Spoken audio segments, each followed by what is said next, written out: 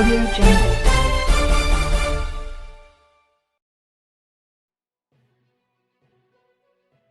Salam sejahtera, berita hari ini dipetik dari Utusan Malaysia.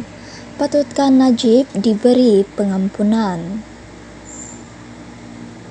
Di awal tahun 1970-an, Datuk Harun Idris, Menteri Besar Selangor, dituduh menerima rasuah berjumlah RM250,000.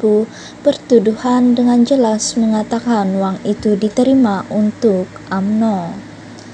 Dalam tahun 1981, setelah Datuk Harun menjalani sebahagian besar hukumannya, Tun Dr. Mahathir Mohamad yang pada masa itu Timbalan Perdana Menteri mengemukakan permohonan kepada Lembaga Pengampunan untuk mendapatkan pengampunan bagi Datuk Harun.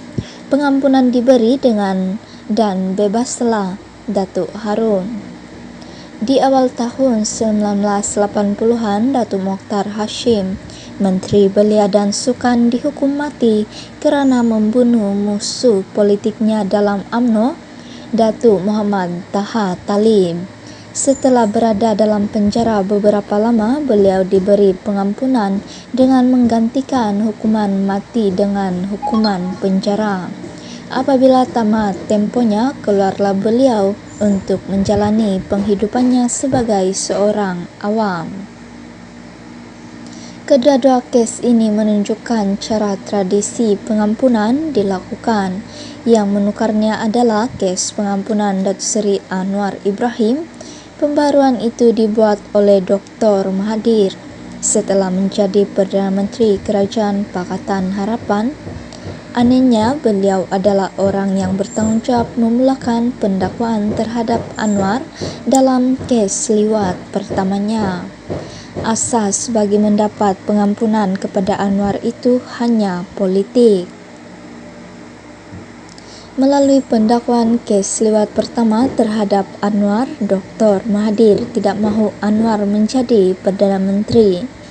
Dengan menghendaki Anwar diampun bagi kesalahan liwatnya yang kedua, Dr. Mahathir hendak menunaikan janjinya kepada Anwar untuk mendapat Anwar menyertainya mengalahkan BN dan menjatuhkan Datuk Seri Najib Tun Razak dan memenjarakannya kerana kesalahan berkaitan kes 1MDB. Apabila PH menang PRU14 dan Dr. Mahathir menjadi Perdana Menteri, beliau pun menghadap Yang di-Pertuan Agong untuk memohon pengampunan kepada Anwar. YDP pada masa itu menzahirkan perkenan baginda menerima Anwar menghadap, memaklumkan beliau bahawa beliau diampun kerana ketidakadilan telah dilakukan terhadapnya. Semua ini berlaku sebelum majlis pengampunan bersidang. Itu adalah satu kesilapan. Jadi, orang yang menjadikan YDP dan Lembaga Pengampunan sebagai alat untuk membebaskan pemimpin politik yang melakukan kesalahan jenayah dan sedang menjalani hukuman penjara apabila partinya atau parti gabungannya menang pilihan raya umum ialah Dr. Mahathir. Orang yang membuka jalan bagi pemimpin politik yang melakukan kesalahan jenayah dan sedang menjalani hukuman untuk menjadi Perdana Menteri dengan mendapat pengampunan apabila partinya atau parti gabungannya menang pilihan raya umum adalah Dr. Mahathir. Dr. Mahathir melakukan semua itu untuk menjatuhkan Najib dan memenjarakannya atas kesalahan jenayah kewangan yang melibatkan 1MDB. Sekarang beliau telah berjaya, Najib telah didapati bersalah dan sedang menjalani hukuman penjara. Anehnya, anak-anak didik beliau yang pada masa ini menjadi pemimpin-pemimpin tertinggi UMNO dan penyokong kuat Najib, itulah yang mahukan Najib diampun pula. Dr. Mahathir tidak boleh marah kepada mereka kerana beliaulah yang menjadi guru mereka. Pemimpin-pemimpin tertinggi UMNO tentu berhujah jika pengampunan boleh diberi kepada Anwar, mengapa tidak kepada Najib? Mereka tentu menghujahkan jika Dr. Mahathir boleh menghadap YDP dan memohon pengampunan kepada Anwar, mengapa PM Datuk Seri Ismail Sabri Yaakob tidak boleh berbuat demikian untuk Najib, bekas bosnya dalam UMNO dan kerajaan. Bagi Datuk Seri Dr. Ahmad Zahid Hamidi, beliau mempunyai sebab yang lebih kuat jika pengampunan boleh diberi kepada Anwar dan Najib. Mengapa tidak kepada beliau, Presiden UMNO, jika beliau didapati bersalah sedangkan sudah ada 2 presiden sebelumnya? Soalannya, patutkah pengampunan diberi kepada Najib? Perlembagaan tidak menyatakan atas alasan apa pengampunan patut diberi. 2 contoh pertama menunjukkan amalan tradisi. Kes Anwar menunjukkan pembaharuan, patutkah ia diikuti? Jika ucapan-ucapan di Majlis Taklimat Presiden UMNO di Dewan Merdeka pada 27 Ogos 2022 itu mencerminkan alasan-alasan mengapa Najib patut diberi pengampunan, ia boleh disimpulkan di bawah tajuk ketidakadilan perbicaraan kes Najib. Perbicaraan itu telah dikritik atas 5 sebab. Pertama, keputusan mahkamah tidak mengikuti keterangan.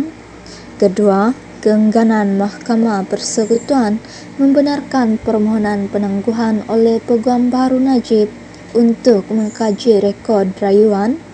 Ketiga, keengganan Mahkamah Persekutuan membenarkan permohonan Najib memasukkan keterangan baharu mengenai penglibatan Hakim Datuk Muhammad Nazlan dalam kes itu. Keempat, pelantikan Peguam Negara, Ketua Pesuruhjaya SPRM, Ketua Hakim Negara dan Hakim-Hakim dicatur oleh Perdana Menteri. Kelima, penolakan permohonan supaya Tun Tengku Maimun Tuan Mat menarik diri kerana kenyataan yang dimuat naikkan oleh suaminya dalam Facebooknya pada 11 Mei 2018 dan suratnya kepada Majlis Peguam bahawa beliau tiada bantahan jika peguam-peguam akan memohon penangguhan untuk menghadiri acara Walk of Justice pada 17 Jun 2022 yang berkaitan dengan Muhammad Nazlan. Mengenai alasan pertama dalam sistem kehakiman dan perundangan mana sekalipun, keputusan sesuatu kes dibuat oleh mahkamah dan kata putus diberi oleh mahkamah yang paling tinggi. Kata putus perlu ada, jika tidak ia tidak akan berkesudahan. Hakim-hakimlah orang yang membaca dan mendengar keterangan, hujah-hujah pendakwa dan peguam bela, menganalisisnya, membuat keputusan dan menulis alasan penghakiman.